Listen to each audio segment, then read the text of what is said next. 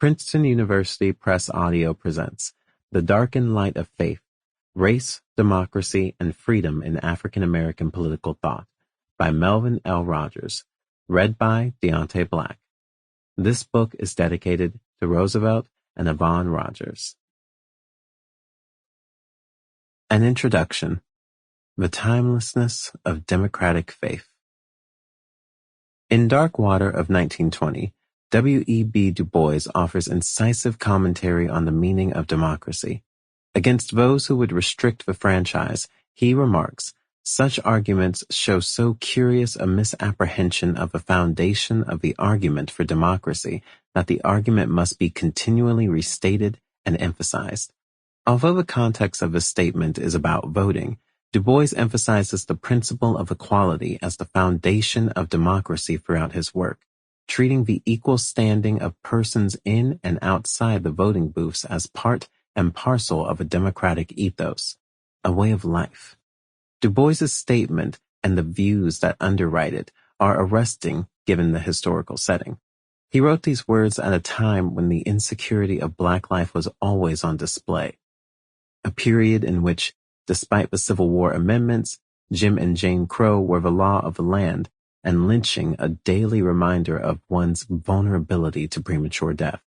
Defending democracy against the persistence of racial violence, exclusion, and domination raises an important question that haunts the struggle for racial equality, and indeed, the legitimacy of the American polity.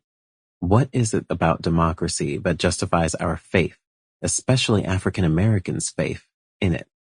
This is the question to which this book attempts a response.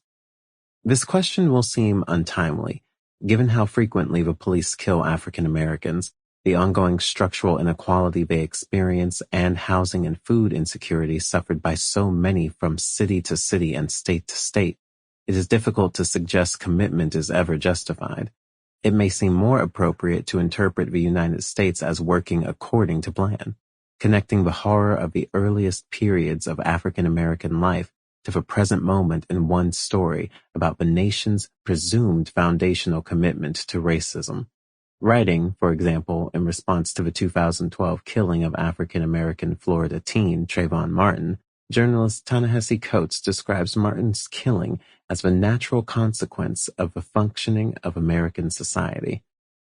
When you have a society that takes at its founding the hatred and degradation of a people, when the society inscribes that degradation in its most hallowed document and continues to inscribe hatred in its laws and policies, it is fantastic to believe that its citizens will derive no ill messaging.